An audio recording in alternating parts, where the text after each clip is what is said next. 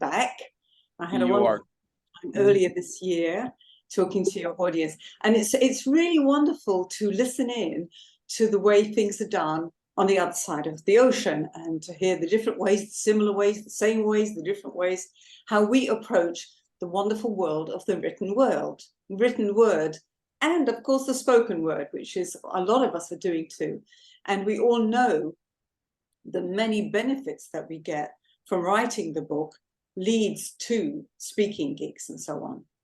So I'd love to say, first of all, a great thank you to Melanie for talking about a marketing strategy, because that's something that I do in the work during the writing process, and I'll come to that. But I think you and me should have a conversation at some stage. I look forward to that.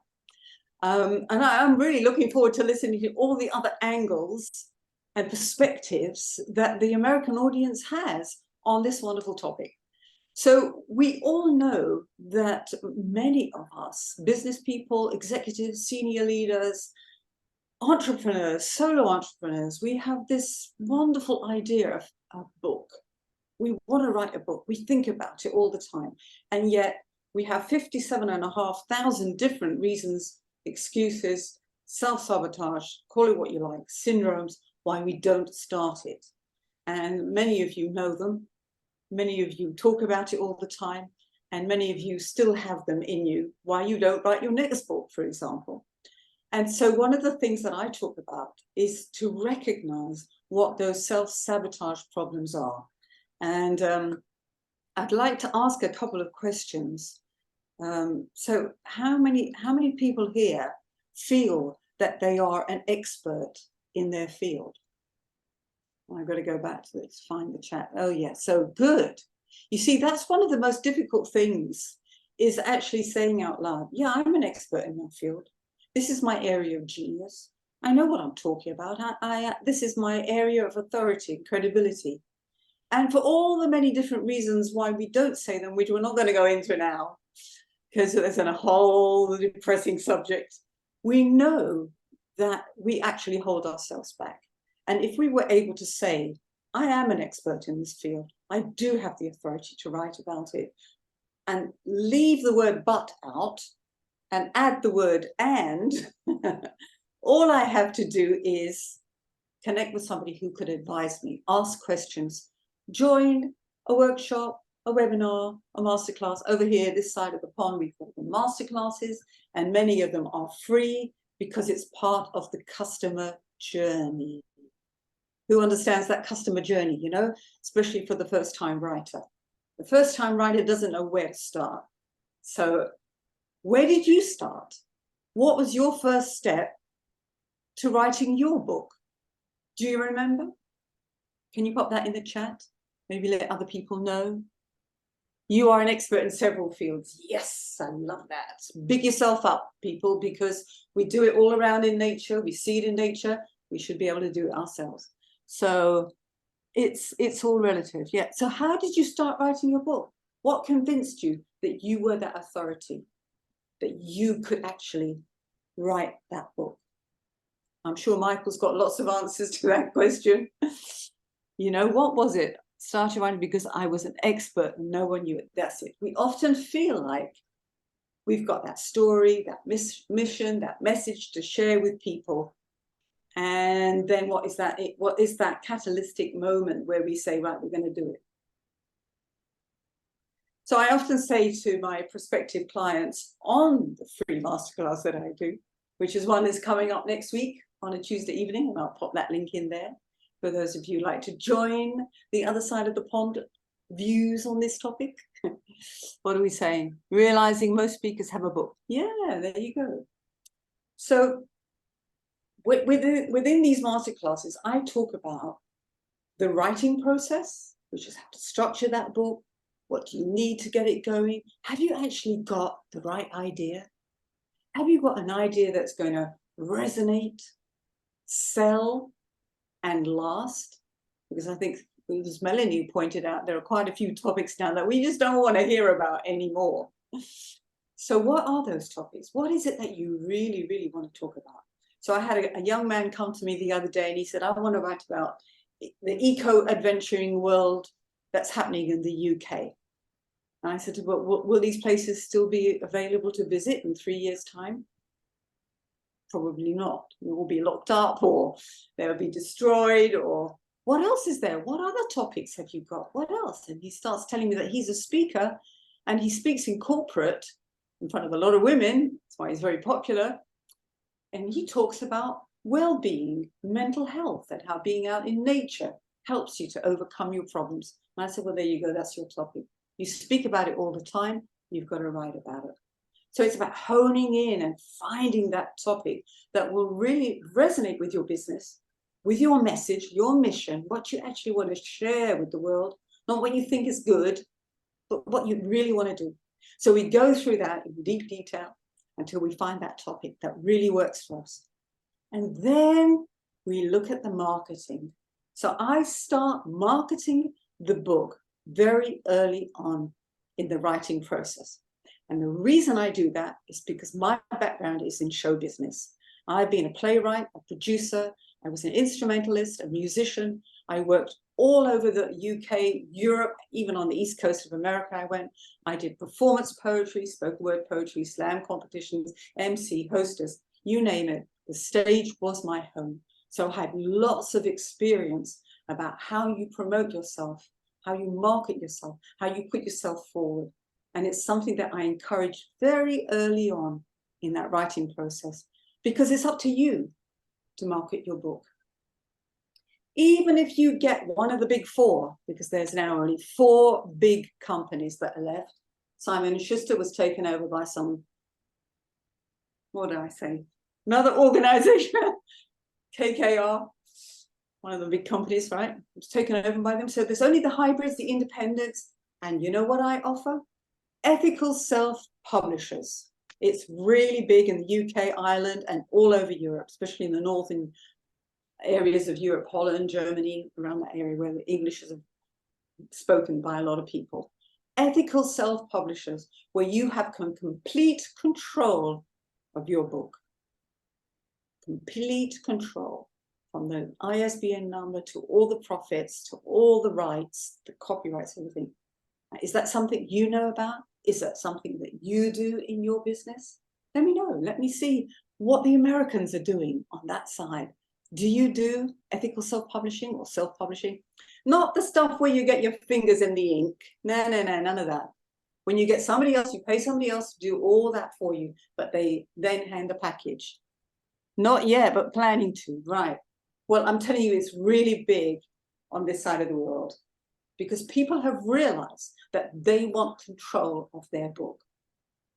So providing my clients with ethical self-publishers, I have about 5 of them now on my books, and they're all based on this side of the world. And there is actually some really good tax relief for Americans who want to publish on this side of the world. They don't have to pay tax, and they can still get their books on Amazon. Woohoo! There you go. That's something that might interest some of you American writers, publishers, and promoters. So when people work with me, they get the writing process, the marketing, and the publishing. They can go to anybody they like, of course. They can turn to Melanie for more marketing ideas. And it's always good to have somebody else to come in. You need a team. Whoever said that writing was a lonely job, they got no idea at all. It's teamwork. It's the team that makes the book work.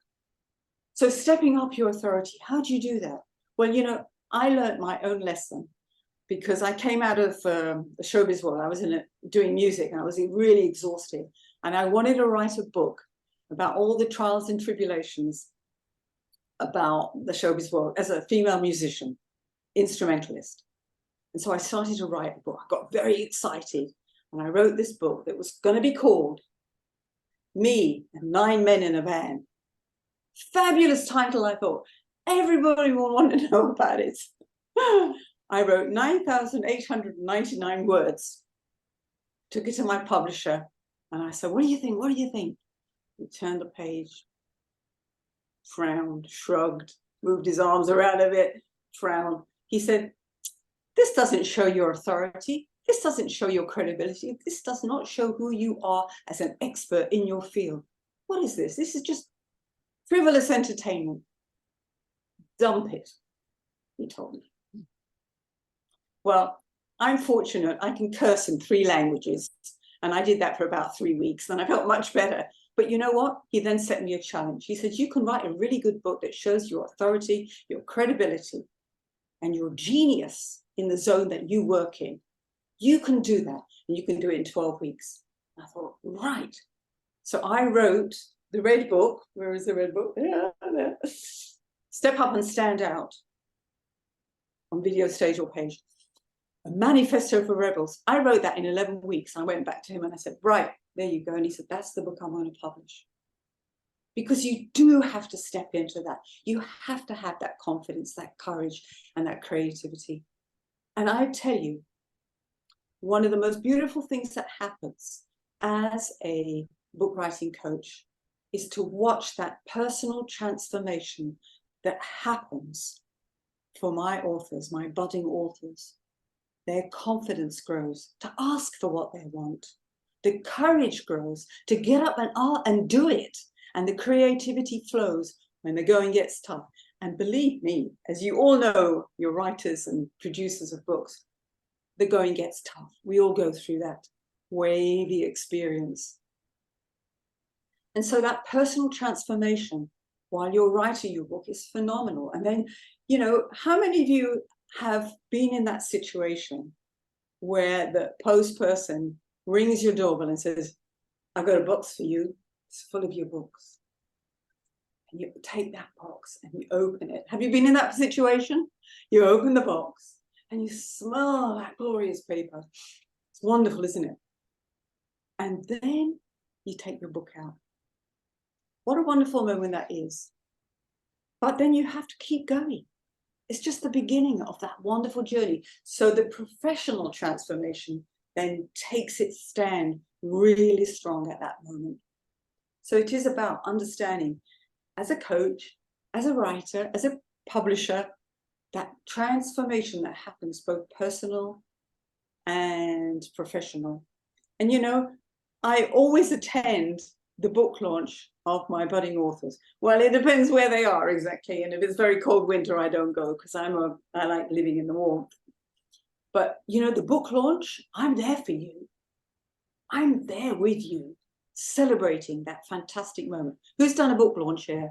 Anybody done a book launch? Isn't it a wonderful thing? Michael, did you do a book launch where you invited people to your house? You missed out, man. That's what it's all about, is celebrating the book. And you bring people in, you invite the press, you invite well-known celebrities, you start to broaden that. You get the speaking gigs. And I tell you, writing a book is printed proof of who you are. In the UK, Ireland, in Europe, you write a book and people are impressed. I say to people, I'm 4 times published author, even if they've never read any of my books or don't intend to. People go, really? Don't you find that? Have you found that? Let's see what you're saying. Square meters. Oh, another topic, right? Okay, so, you know, it's printed proof of who you are writing a book.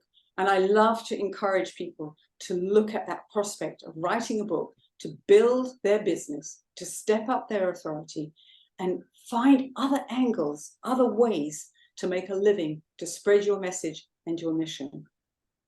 Now, I didn't do too much interaction because I wasn't a buzz here, you know, buzzing over here. It's the evening right now.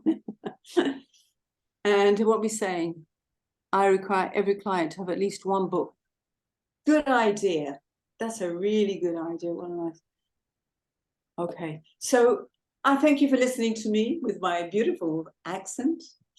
And I look forward to listening to more of the speakers. Michael, thank you once again for inviting me in. And I look forward to any questions that you might have that you may want to know more about. I shall put the masterclass in, the details of that. It's free. And then I have other offers on my website. And you can always have that 30-minute call with me to discover if you have a book in you that will resonate, sell, and last, and bring you the recognition, the revenue, and the success that you want and deserve.